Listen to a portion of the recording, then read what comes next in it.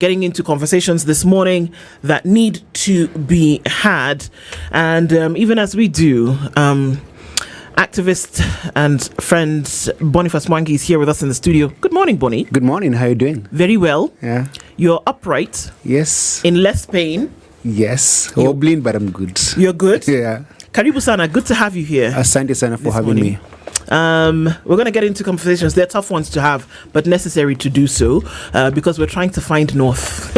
It seems that we're trying to find it all the time. Yes. But it seems as though there's a path that folks are on. And perhaps, it's less traveled by many, but necessary to remain on. But even as we get into that, Dennis is going to share a proverb from... He'll tell you where. Okay. And then we want to get your interpretation of that as we start. So this country's proverb, rather capital city is Gitega. Gitega. Gitega? Yes. East Africa region. Ngoja. Congo Brazzaville? No. Oh, wow. No. Used to be Bujumbura. Burundi. Yes, thank you. And you see this country, it's sad that it is considered to be one of the poorest countries. Yet if you look at its agriculture is looking really, really good. It is a landlocked country, but you look at Lake Tanganyika on the south, it's a country that has a lot going on for them. Unfortunately, they've also been into war, the Hutu and Tutsi problem in the country. But part of the East Africa region, perhaps the bloc would come through and ensure that all countries do well. But our proverb today, the child of a snake is a snake. Mtoto wa nyoka ni nyoka. I like that. One would think it was just for you. No, I like it because you look at the Kanu remnants. Watoto wa Kanu ni Kanu. The guys who under dictatorship of 24 years and they learned these bad tricks from Kanu regime are practicing them today. Munda Soparedi, the lies, the detention without trial, disappearances, abductions, back to Kanu days. So mtoto wa nyoka ni nyoka. What you should do mtoto wa nyoka is unapiga kichwa unamaliza. And you can never warm a snake because when it thaws it will bite you. Because snakes bite. That's what they do. So there is no, if you think that a snake is going to change its ways, it will not. Yeah. If a snake will bite and it has poison, it will bite you and it has poison. Yeah. Poison you. It's interesting. Boniface is saying, piga kichwa na mawe. No, what? No, in terms of snakes, venomous snakes, you just get rid of them. Yeah. We're coming. Don't try and make a snake a pet. Well, let me tell you. One day it'll come for you. Whether it's non-venomous. My old man Mzee Seto has been beaten with a snake before. Does not care whether it's non-venomous or venomous. Ole kwake. There's a part of this country wanapiga na wanakula. All right, but if you try to eat the Kanu snakes, they'll kill you. It's poison. You're ingesting poison. That's also yes, do not touch them. So the last couple of weeks have been interesting, and I use that word very cautiously when I say interesting, because not interesting that we want to find out what lies beneath, but interesting in terms of perhaps the thoughts of many people was that you would get here, but not in the manner in which we did. And weeks, I say even months, because we started off the year with, again, disappearances. A young man, by the way, his name is Brian Odhiambo. We still don't know where he is. We don't know if he's dead or alive. Diangui or Brian? No, Brian Odhiambo went missing in Lake Naivasha. The one who's the arrested dead Rangers. Yeah, there's an inquest. The Rangers have been arrested. There's all of these things No, going Brian on. is dead. Yeah. He was murdered. Yeah. In terms of now this information being made public, and when I say I don't know, when we say we don't know, there are people in court for murder. But when we say we don't know, is that they have not told us what happened with him, and this had to be forced. That people had to cry, people had to beg. His mother, his wife, had to essentially sit on steps and beg people, please hear what we are saying. That forms the pattern of things that we are seeing, and we keep seeing things like this over and over again. And then we got to the protests. But even before that, we saw, the murder of Albert Ojwang, for which people pussyfooted around issues, put people in remand today, denied bail, whatever, because they're investigating what could have possibly happened. Again, another thing we don't know, and I use those words very deliberately. We don't know because you've not said. We don't know what you want to tell us, but it's very clear to very many people what has happened. And then we got into the protests last week. And I'm not even going to talk about the protest day. the day after the protests, the things that we were told was that, this was just a political gimmick, that there were people who came in, that was not a protest, and these were words that were spoken from the National Assembly. That was not a protest. Those were criminal riots that took place. And we know who is behind these things. And so now here we have a dichotomy where there's one side and people who are baying and saying, please give us better governance. And this other side where people are saying, well, the people who are in the street are not the people who want better governance. These are people who are essentially attacking and undermining the rule of law. Bonnie? I think it's very sad that the president and the CS for Interior and people in his government are playing politics about very serious issues. So a week ago, people in the streets, actually it's not even less than a week ago, and the reason why they're doing that is to mark the first anniversary of the Gen Z protest. And most of it was about justice for the heroes who lost. So the demands were very, very clear. We want accountability, we want prosecution of killer cops, and we want compensation. Very, very clear demands. But along the way, the government said they won't allow it to happen because I saw they were saying, we should have had a protest route. Those are protest routes that was actually given to the government. But they allowed infiltration of goons to come to the city and to come and cause havoc. A week earlier, during Alberto Juang's protest, the same thing actually happened. The goons are known, the people who had the goons are known, but they don't want to go after those the owners of the goons, because if they do that, then people are going to be able to protest again. What they're trying to do right now is make it very dangerous for anyone to hold a protest, because if you don't get attacked by goons, you'll be shot by the police, and if you survive, you're going to get raped. All this benefits the government, no one else. But number two, when Murkomen is saying there was a coup attempt, if there was a coup attempt, who are the coup planners? Who are the coup funders? Who gets to benefit? Why are they not being arrested? Because right now we have people who have been arrested who are very innocent. Well, you know very well who the goons were. Everything was caught on camera. So if you want to arrest goons, you'll find them. About Wednesday's protest, there was a raid at Quickmart, OTC.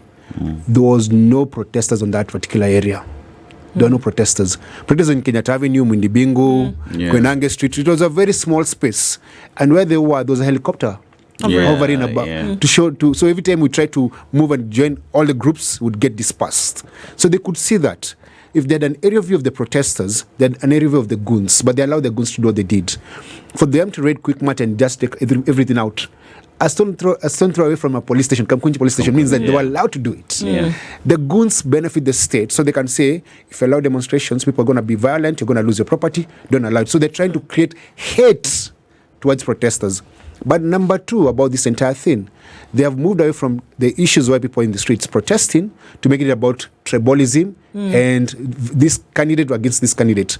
There was no tribe on Wednesday, and the reason why people in the streets are not about communities. So they want to take us to that, to ethnic balkanization. Move away from the issues, so you go back to tribalism, then you divide the people. That's the tactic. But the issues still remain. The issues still remain, but you see, the problem is, it becomes now my community against your community. If you look at the members of parliament who are online and saying, my community was targeted, the things were for this community, it's a lie. People suffered. And I really wish that they cared about the victims, because we have about 19 dead, over 400 shot. No one is talking about the victims. We're just talking about property, because this country values property more than human life. And because people get emotional, because all of us grew up poor, you get emotional, you hear your car was burnt, your shop was looted. So you're far removed if you don't lose a life, because it's not my life, it's somebody else's life. But if you had given the kids who died last year justice, this wouldn't have happened. But as we talk about justice, I just want to paint a picture. We talk about 60 Kenyans who died June 25th last year. Yes. And we look at how many more have died in the hands of police, because the report that we received last week is we have 20 individuals who died in the hands of police in police custody. And these numbers continue to increase by the day. Yet, when we sit and hear comments and statements being made, are those statements of Ukikuja police station, we will shoot you. But when a member of parliament is killed, we get that information in 4 days and people are in jail. Seems as though justice in Kenya is meant for a specific crew of individuals and not for everyone. Yeah, it's actually, if you are in the political class and you get killed, you're going to get justice. But if you're one of those poor people, like the majority of Kenyans, you don't get justice. And I think Murkomen comments come from a place of fear. He's afraid of what this revolt from young people is going to lead to, because they feel threatened. They feel their power is being threatened. They feel like now it's no longer the purview of politicians who can be able to organize a protest alone. It's actually anyone else who has an issue can do that. And they feel like if this continues, even the police are going to protest. So they're saying kill, kill, kill. But where do killings lead to? Anarchy. Murkomen comments are not only reckless but foolish. And I think he should be fired from his position because he has risen to a place of where he cannot be able to perform at all. This arrogance, him going to give us Vitimbi, Vipindire at Quick Match, saying that the looters came and left their IDs at the gate. It's like they had to they came here to the building, had to check in my ID there. Yeah. It's like you do loot, you're checking your ID at the door. It's like foolishness. They went and collected the lost and found IDs at the police station and then arranged them outside Quick Mart. People are not as foolish as Murkomen and his boss. They're smarter than that. Boniface, let's go back to Wednesday. Actually, before Wednesday. The Standard did an expose on the planning around goons being released into the capital. Yes. We had seen when Boniface Kareki was also shot, we had seen the same thing. Goons who infiltrated the protests, and they came with batons, with whips, and they were robbing people. And they had police escort. And they had police escort. So this Wednesday, before Wednesday, the police had said they're going to ensure there will be peaceful demonstrations. They guaranteed protesters that we will keep you in, as long as you're around the safe zones, we're going to protect you. So it was very, very clear that the intention was to make sure that they manage the protests and no infiltration. Well, in your planning, when coming into the city, because you are there, and I believe you have your networks, you've got your own intelligence, you see things around, what would you say happened on Wednesday?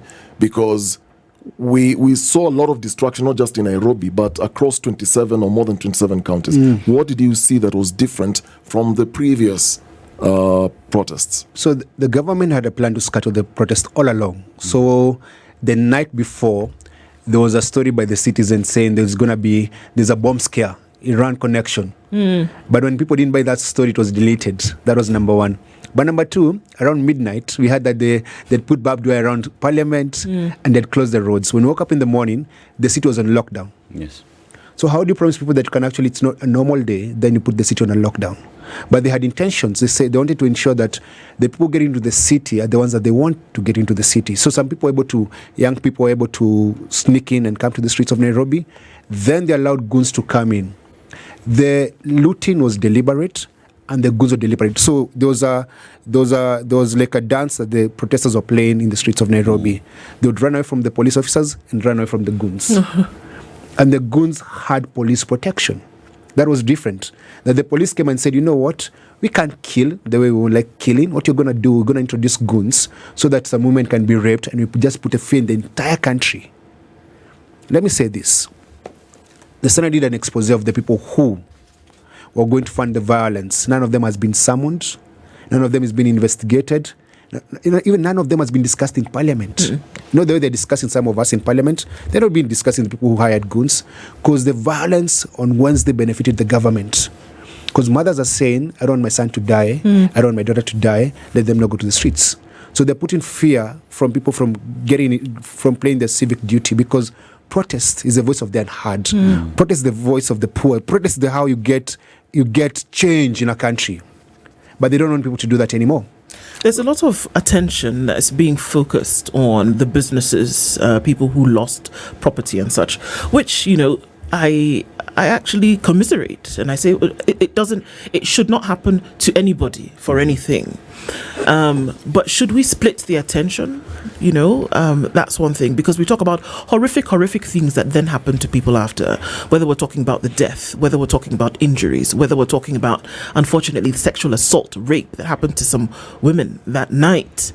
And all of these things happening at the same time. Can we split and say, well, let's feel worse for this and not the other? So let's say there's no money that is enough to compensate for human life. You can't first put property first then life. Let's first do life and then property. And that's what the law says, that the work of the police to protect life and property, not property and life. Yes. But you can see the government did not even protect life and property on Wednesday. It's very important for anyone who lost a business on Wednesday to sue the government for failing to protect their property. At the end of the day, we have a social contract with our government. I pay my taxes, you protect me and my property. And the government is failing to do that. And the government is allowing people to come and destroy a city and destroy property in the name of politics. And what's very, very sad, they think that they're trying to portray one part of the divide. They're trying to make this thing about Rigathi. It's not about Rigathi, actually. People don't even care about Rigathi. People care about other issues. But they want to portray this saying Rigathi did. I've said this and I'm saying this again. If Rigathi funded any protest or was involved in any violence, have the man arrested. Don't try and scapegoat young people and say they're Rigathi. They're not Rigathi. The kids on the streets are not Kikuyus. Because what the government is trying to do is make this Kikuyu versus other communities. And it won't work. It won't work because these young people, they're young, educated, unemployed, and then they have no hope that things are going to get better. That's why they're protesting. That's why they were protesting 27 counties. Even Raila Odinga at his best couldn't do that. That can be funded. Nah, that is pure love for the country and pure detest for the political class. Boniface, let's talk about trends in this protest and what's of concern, because you earlier talked about rape. The Kenya National Commission on Human Rights, 2 days ago, I think the numbers have gone up when they were talking about those who have been killed and those who have been injured. They also pointed that there were 2 cases of individual rape. I believe the numbers are higher than that now. 2 cases of gang rape and 1 attempted gang rape. Is this the first time this is being reported as now a new trend, or was this also happening in the other protests? What are these things that you are noticing with this protest? There's never been a single rape at any protest until last week. And it's a sign that the government hates that this movement is women-led. Among the leadership of the movement, I think there are only 2 men. Me and someone else. The rest of the leadership is actually women. If you look at the people who are doing interviews and leading and speaking, they're all women. But the government wants to put fear because women will follow women, and because they know that where a woman goes, it's safe. But they want to say it's not safe for anyone anymore because they're going to shoot the boys and rape the women. This, let me tell you, the onus is on the president and the cabinet secretary for interior to ensure people get justice. But what they've done in the last couple of days, it will assure the police to pamoja. Have you seen everything? They're holding meetings to pamoja. What about the victims? What about we who pay your salaries? Because I pay the police salaries, I pay the CS salary, I pay the president's salary as a taxpayer, right? What about the rest of the Kenyans who are not police officers? Because you can see at this particular moment, they're very concerned about not upsetting the police. That's the PR right now. They're out saying, you can kill, you can arrest, you can disappear. We will not touch you. So they have turned young men and women who went to Kiganjo for police training to just come and do a good job of law enforcement into abductors and murderers. That's not the role of the police. But Ruto and Murkomen are trying to turn our police officers into murderers. And at the end of the day, every cop who is listening in this country, listen very carefully. If you murder, you'll be held accountable individually. And if your boss sends you to come and abduct me and kill me, you know who's going to go to jail? Not your boss, it's you. Look at Eliud Lagat. Eliud Lagat is still in office because, stepping aside is not resigning. But Talam and the rest of the junior officers at Central Police Station are in jail. Even the abduction squad under DCI right now, DCI Amin and NIS Nurdin right now, those guys who are just doing abduction, their day will come. Because remember this, when the 2 Indians were abducted during Uhuru's time, and they were working for Ruto, when Ruto came to power, who was arrested? The junior officers who did the abduction. The killer squad. But the bosses were never touched. Kinoti, who was the DCI boss, was never touched. At the end of the day, this country will sacrifice a poor cop and instead of their boss. They won't go for the chain of command. However, we need to let Murkomen know there is no expiry date for a murder charge. Eventually, we'll get them. Eventually, even if it takes 5 or 10 years, eventually Murkomen will face criminal charges for his utterances and his actions. You've had a few run-ins with the police officers during these protests. When you talk to them on the streets, what do you hear them say? They're just following orders like foolish people. They're just following orders. It's very foolish that they just follow stupid orders, because let me tell you, there's no reason whatsoever for Wednesday to be violent.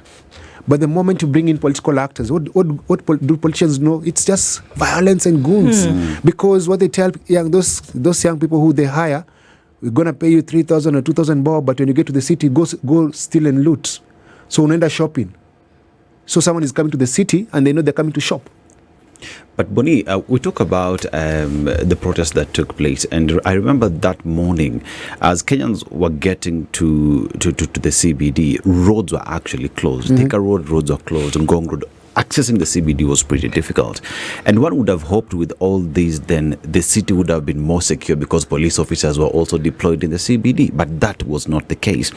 And as we talk about the demand that a notification is given, I remember Nairobi Commandant said, saying, we've received the notification and we assure the protesters that everything will be okay. But here we're talking about 19 who are dead, 400 who are shot, and we're talking about justice that will be received. But in the communication that you are seeing, no one is really, first of all, addressing the issues during the demos, justice for Ojwang and police brutality. No one is talking about the women who are raped. All we hear is buildings were looted and all this. When will we ever get to sit down and just listen and address the problems? So if you talk about the injured and the dead, then that calls for accountability. They don't want you to do that, because that means that you're going to have accountability for last year's killings. So the moment you introduce life, they don't want to have that conversation. That's why they're driving you away from that. It says loss of business, property raised. They don't want to talk about life, because you see, life is emotional. And the more you talk about the people who have died, the more likely people are going to have more protests. So they want to drive us away from that. I think we need to pause as a country. And I want to ask members of parliament, we need to be able to honor the people who lost last year and the people who we lost this year. And also there need to be a public inquiry about how police respond in protests. Because Nairobi is such a small city not to be able to secure. If the president is able to be secure everywhere he goes, when there's a rally of 10,000 or 5,000 people, why can't you secure such a small city like CBD? Why don't you have police lining up outside buildings to protect just the building, let people just march? And the truth is, if you had more Kenyans in the street of Nairobi on Wednesday, there would have been less looting, because there is accountability in big groups. Yeah. We even told the police, we told the police that stay away from the CBD, we'll secure CBD. We told them to do that. But they arrested some of the mobilizers, the guys who are supposed to be taken to court today, Garang, Chebukati, and Generali, who had mobilized security for the buildings and the entire city. We had said, we're going to come with people wearing reflector jackets to protect even the mothers who are coming to demand justice for their kids. But the police don't want us to be in control. They want anarchy, so they can arrest people, or hopefully what Murkomen can be able to do, and he won't, assassinate people. Because the level of rhetoric now is, let's start killing these people. I saw video, and I think many people did see that video as well. On the protest day, there was a gentleman. He's a police officer, higher in rank than your constable, who pretty much high in rank, and he was escorting protesters. He was walking alongside them, and essentially at some point he had his arms open like this, kind of like corralling people to go in this direction. And some of the comments that came under that video and some of the commentary that accompanied that video is that this gentleman is likely to lose his job in the coming days or be transferred to, somewhere in the middle of nowhere, to then continue, because he at that point showed a care for folks. And so it got me to wonder, and I still ask that question today, that if protests, demonstrations took place where people were able to come out and express a certain thing, because essentially that's what protests do. You don't get the result of a protest on the day. It takes time after that for a compacted action to take place over time. But if that were to happen, and then you could have in the public glare a demonstration of what the minds of citizens actually is, with that kind of protection, do you think that the protest then would have achieved what it was meant to? And if so, what is that achievement that we are talking about? With that picture in mind. Because you said police were there to cause anarchy, wanted people dead. Yes. But here we have a picture of a representation of a man who didn't want people dead. He wanted to protect people, and he understood in his mind that, okay, these guys are up to something that is okay. He expressed that with his action. So if there were more people who did that, if there was more protection for people, would it have achieved what it was meant to? And if so, what was that achievement? So this particular, I think that was Mombasa, where it was a very peaceful protest. No one was arrested and no one was shot. It means that if you had got into parliament, our demands would have been actually be taken by the parliamentarians and then discussed. And the demands are very, very, very clear. We're saying that last year we were told that we were prisoners. And there's a plan to it was also another coup. But we were not told who was planning the coup and who was prisoners. So the government doesn't want to shed light on what happened last year. We have been saying last year the Supreme Court was raised, City Hall, and bit of Parliament and Uganda House. Those things actually happened. Who did those particular actions? Who are the criminals behind banning Parliament and banning Supreme Court? Those are the kind of things, the questions we're actually asking. Then you say, who gave the shoot to kill order? Who killed? And then we're asking for compensation. Those were the issues for Wednesday. But now, because of the looting and destruction, we're distracted from actually the reason why we're in the streets. I'll give you an example of a protest that we did about maybe 10 years ago. There was a lady in a matatu who was stripped naked, and then bad things happened to her. And women did something called My Dress, My Choice.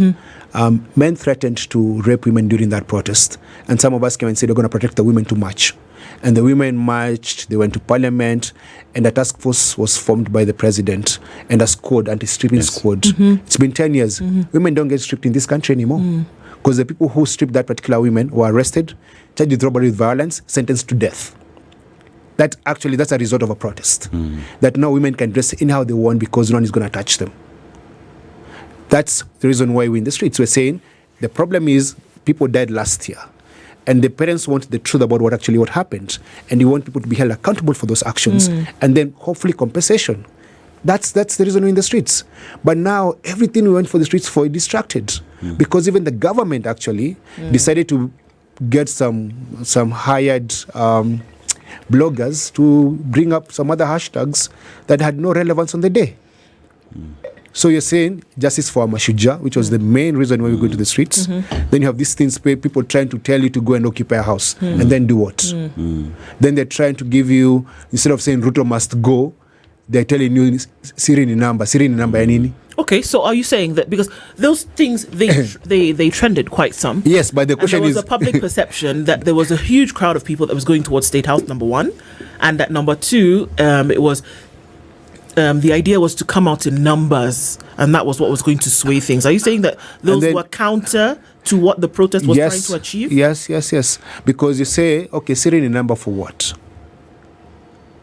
Because Sirini number itself doesn't make any sense. Then occupy State House to do what? It's a building. Then you do what? You see, now you're going towards anarchy when you start saying, let's go occupy a building.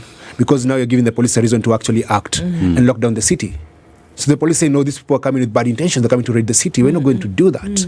And the people who are telling you to do those things will never show up in the streets themselves. Will never lead a protest. You'll never see them there. And when people die, they don't follow through. Some of us have this burden that when people die or are injured, we're trying to raise money to pay for the bills, trying to bury the dead. There's so much responsibility. But the guy just coming up with hashtags and saying those things are just paid bloggers. For them, it's actually not a cause. For them, it's a payday. Yeah. So, Boni, as all days continue, one would hope that the leadership of the country would stand and address itself to the issues on ground, the demand by the Gen Zs in terms of justice, better leadership, and whatnot. But seems as though there is a lot to be said on the operations of the police, but zero to be said about the issues themselves. What would you make about the silence from the leadership of the country? I think that their hearts are like Pharaoh. they are hardened like stone. They don't really care. Because if they really cared, they would actually meet the mothers of victims and say, you know what, we are sorry we messed up. We are sorry your sons are dead. How can you make amends? You see, for you to become a leader, you must have empathy and compassion. And they have neither. How bad is it to, maybe bad is the wrong word. I mean, how crazy would it be to actually listen to what the demands people are making? If we just look back at a year ago when the president did react to the protest that took place on the 25th of June, the initial reaction was one of anger. He did, I mean, because how can this happen in the country where I'm leading? The next day, he seemed to tone down a little bit on that initial and said, okay, well, let's have a conversation. And there was, to an extent, there was engagement, right? And we saw this whole fiasco of the broad-based government come out as a result of that, But then we come into this year where he's not addressing it at all. Do you understand? There is no response. There is no reaction. There is no. Maybe we see that there are agents of government who are making statements and saying things, but from him, there's nothing. What would you make of that? It's very disappointing. One of the reasons why he signed up Raila Odinga on his team was saying, you know what, I'm going to give you justice and you're going to actually be accountable to the events of last year. That hasn't happened. And I wonder what's going through his mind and heart, because he spoke to like Mama Kennedy from Rongai, whose 12-year-old son was killed, and said, I'm going to get you justice, and hasn't followed through. So my concern is, it's not. Sometimes people say, the leader is good, he has bad advisors. But I think it's a choice by him not to say, you know what, I really don't care about the kids who died. All I care is about politics. Because if you have money for state house renovations, continuous renovation, if you have to be able to give 194 billion shillings to the Ministry of Interior, you can set aside a small amount to compensate the victims. You can set a small aside to actually say, you know what, let's have a commission of inquiry about the events of last year. Because the grievances of young people are not going to go away. You cannot wish them away. What's going to actually, they're going to morph into radicalization. So these kids, they're coming to the streets and you're shooting them, they're going to come to the street with petrol bombs. They're going to start burning down buildings now by choice. They're going to start raiding police stations. The problem of... Why, Bonnie? Because they're becoming radicalized. You're saying if you come near police, you're going to kill you. And what they're going to do is kill or be killed. So the problem we have as a country is that we have a chance for a national dialogue and healing, but they don't see it they don't see it that way. Many would accuse you of being sensationalist, Bonnie. I'm not, because some of the people who raided police stations across this country and were burning them down were just angry at the police for shooting at them. They're saying, why are you shooting at us?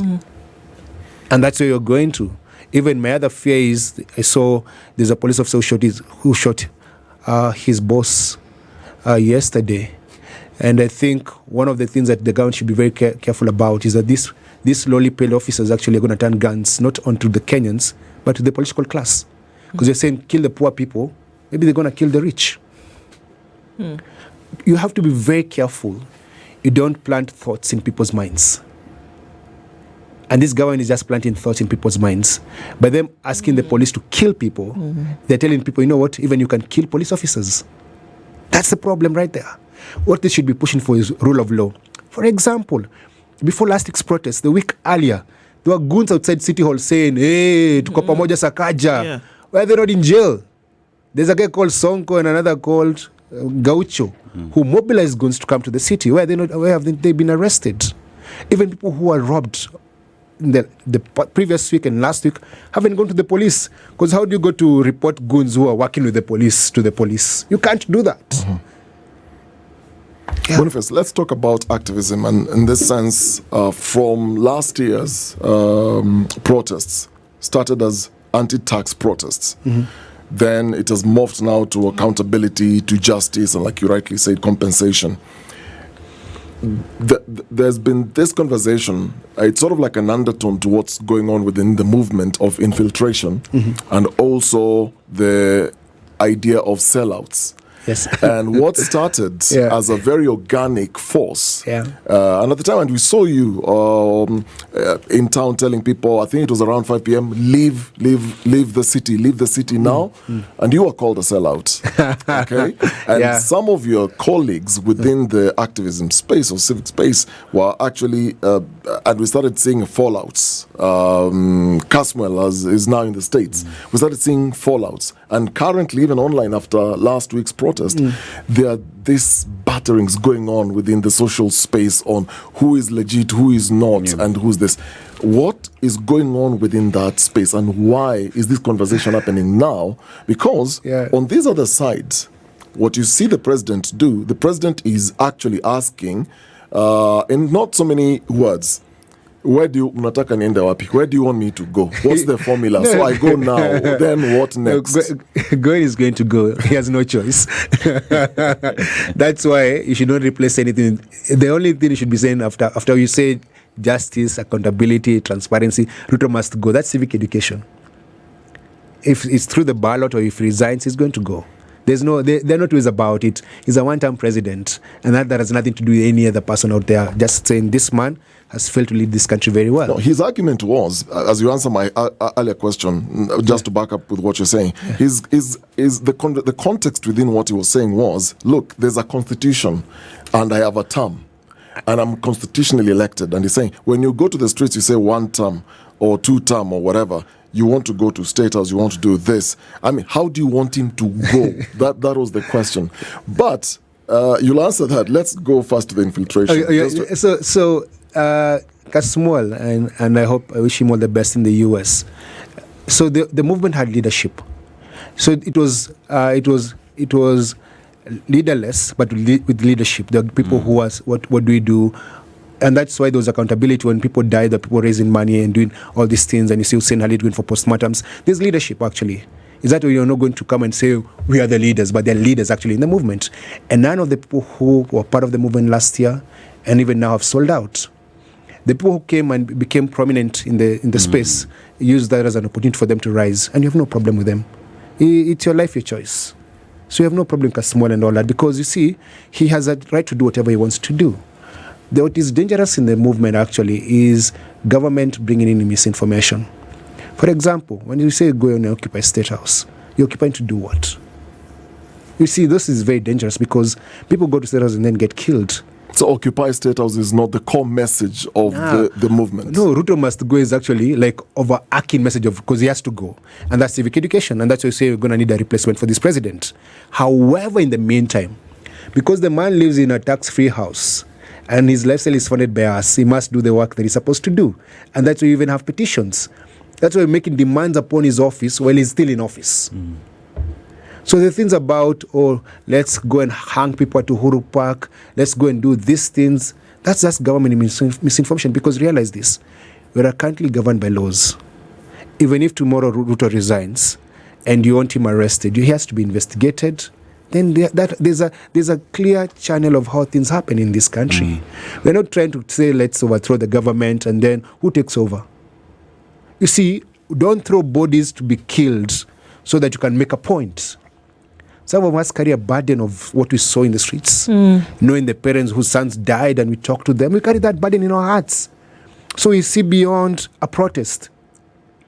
We don't just see a protest as it is. We see what happens next. So we need to have deeper conversations. And I think one of the things that we must do as young people is just get a political education. So that even when you chant anything, you understand you're chanting that thing.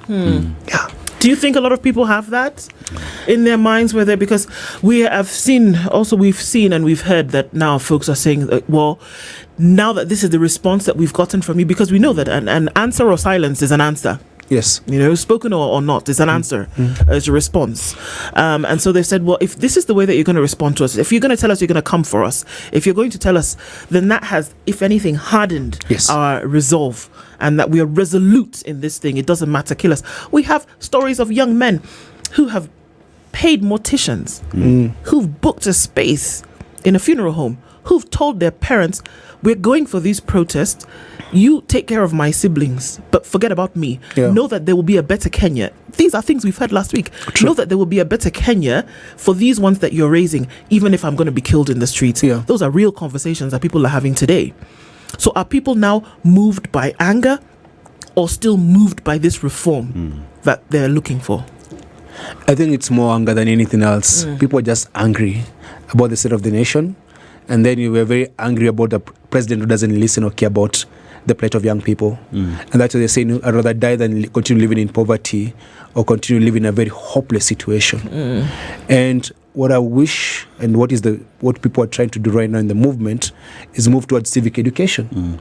Let people get a political education, because when you get a political education, you won't be swayed by tribalism politics or money politics. You're going to stay true to the cause.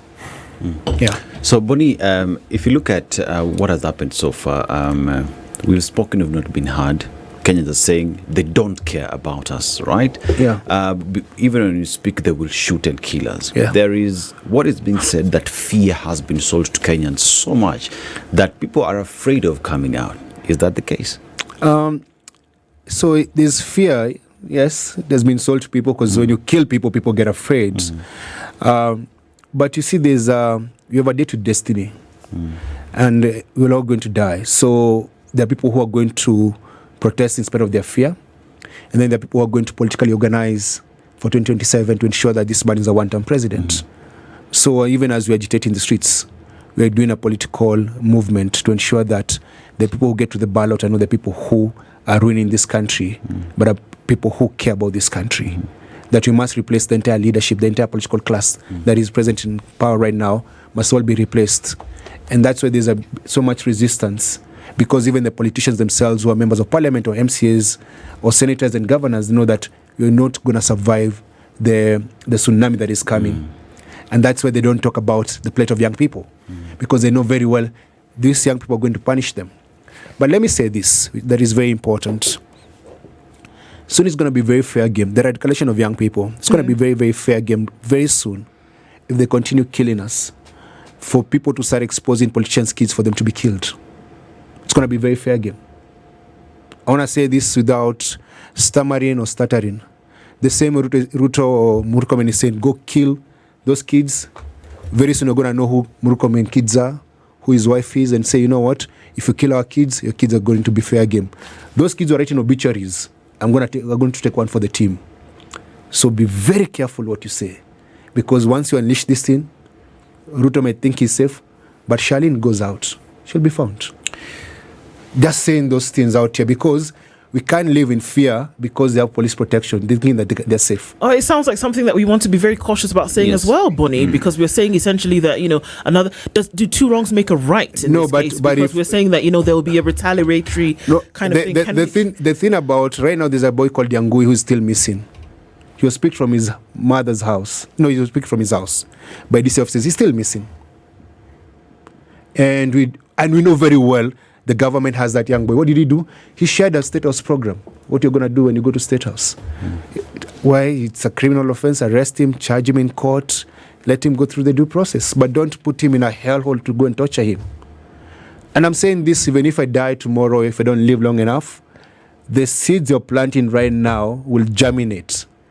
The chickens will come home to roost. So you have to be very careful where you want the country to go. Take the country through anarchy. These young kids have access to information from the touch of a button. They'll find you. But Bonnie, don't do that. But Bonnie, what do you think? Because you've had this experience. I'm saying this as a cautionary tale to the president and his Murkomeno. These guys who have no shame when they say kill our kids. Be very careful, because you shall be found as well. I mean, Boniface, you are in Tanzania. You've gone through this. My question is, these people are intelligent. They're not stupid. They know what they're doing. When they go arrest a young kid and they detain the young kid, they abduct the young kid, keep the young kid for days.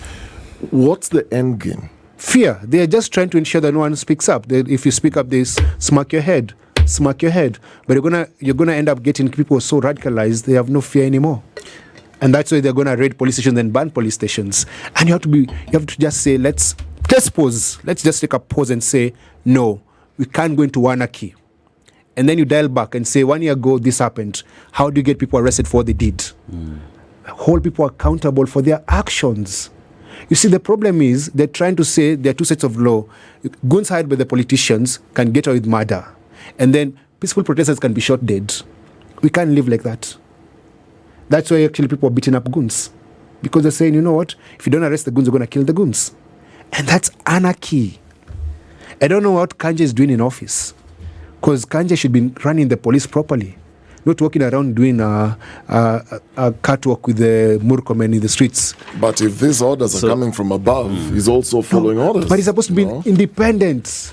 So even as we talk about police and the operations, Boni, there is one would hope that in any jurisdiction that we are able to run to the police. Can this be repaired at the moment? In Kenya, my friend, you don't even run. Unajua kulikuwa na wimbo it was Kalamashaka, nikimbilie nani? Polisi hapana, jambazi hapana. Like you're like, where do I run to? Because you're not safe in either hands. And that's a problem.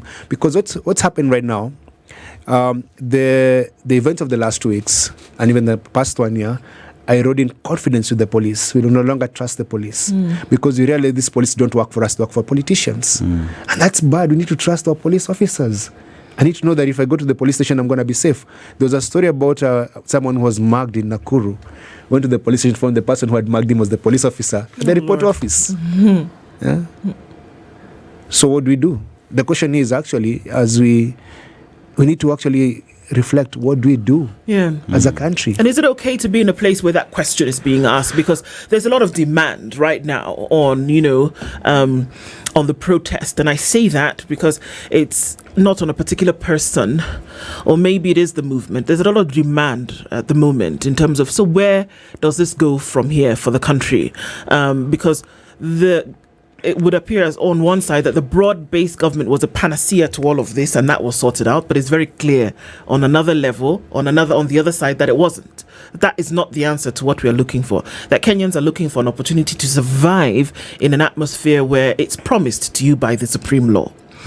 So with a protest where people died again and that people were injured, and that unfortunately we see an escalation of that kind of violence, then the question becomes, what do people do next? What would happen next for the push for better governance or better operations to continue? So I know there are plans to do. I've seen online to mark Sabasaba. People want to go to the streets. Allow them to protest. I know there's a bill going to Parliament to stop protests and make it person who organize a protest are liable if there's any destruction. Those are defeatist bills. I think what we need Kasongo to do is to listen to the Kenyan people. Just listen for once. Don't be Pharaoh. Don't harden your heart. Just listen and say, what do they want? For example, they are like trying to raise money to pay for surgeries for people stuck in hospitals. Just say the government is going to take care of bills of everyone who was injured, funeral expenses for everyone who was killed, and then let's have a conversation. And you see everything that there's a thing about people saying, who do we talk to in the movement? The movement is leaderless. Yes.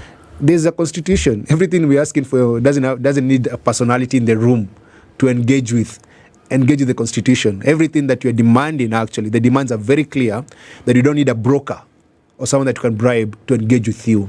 You don't need someone to come to State House to meet with you. No. The demands are very clear. Kenyans are saying these are the demands. Just follow the demands. For example, the women who lost their sons, some of them don't even want to meet Ruto. Ruto murdered their kids. What they were asking for, give us justice. And if you can't, compensate. Because some of them, that was their only child, their only hope. So some of this money will help them pay some bills. But they don't want to meet with you. So this whole agitation that you have in the streets, no one wants to meet the president. We don't care. Yeah. What happens next, Bonnie? It's been clear that what happened last Wednesday was a coup attempt. Officially speaking. I hope they arrest the coup plotters. Let's hope they will. So what happens next? The agitation continues, but how does this conversation then move, not just from, on the social space, but also on the streets because of the kind of anarchy we saw on Wednesday? What now happens next? So I think people need to do village bunges, bunge la mwananchi in the community. I think young people need to regroup again and start study groups and study the Mwakenya movement, study the fight for multi-party democracy, and see how we removed Kanu from power. So we need a political education, actually. I think one of the things, and study classes, so that we're now going to fight using ideology, not just zeal and passion. We need to understand that Ruto is going to go, whether he likes it or not. And that will have to be through a democratic process, whether it's a ballot revolution or he resigns from power. But what comes after Ruto goes, because you need to prepare for that. Yes. Because if you're not prepared for that, you're going to get the same kind of leaders who don't care about us. So we need to think about a transition. Who among the people who are vying right now, who stand a chance to represent Kenya very well?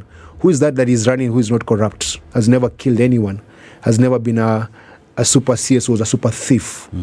You know, who is that person? Then you go that. And then the other thing about this country, you know, people like talking about the Chinese Communist Party.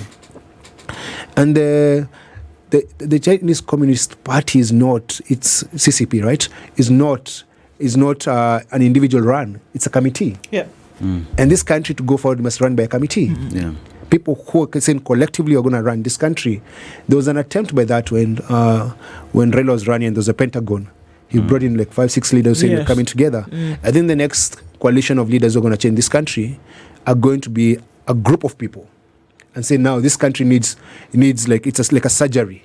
In a surgery, you get all kind of doctors in a surgery room. Who plays what role to heal our country and to fix our country? Isn't that going to lead us to the conversation of shares and shareholding? Because that's the conversation that came from how Kenya Kwanza came in, and you had all these political leaders who came together. From Western, we had Musalia Mudavadi, we had Moses Wetangula. From Central or Mount Kenya, we had Gachagua. From Coast, Kingi. I mean, we had Kingi. You had all these people who came together, again, like the Pentagon. So Kingi accused of stealing money in Kilifi, Wetangula, gold scam, Rigathi was in court for crimes. You know, like everyone had a scandal to come together. Is it possible to get people who have no scandal to come together to fix this country? Because the problem is the eating class wants to stay in power. That's why they make coalitions and they fund each other. One of Rigathi's biggest pain is that he funded Ruto and Ruto never paid back. So we need to move away from money politics into issue politics, and people love this country. And it is very possible because these young people have dreamt of a better Kenya that is not tribal. So let us not let them down. Boniface Mwangi, thank you for being here this morning. And I hope it's also that you're healing better everywhere. Pole too. I think the body, I still have, my fractures are healing, but my heart and mind, man, is messed up. Pole too. So that is going to take a bit of work. It'll take some time. Yeah. Thank you for being here and all that you do. Thanks for sharing this conversation. It's necessary for us to talk it out. Necessary for us to have the discourse. And that's why we do it. Thank you for being here this morning. This is the Situation Room, the only way to start your day.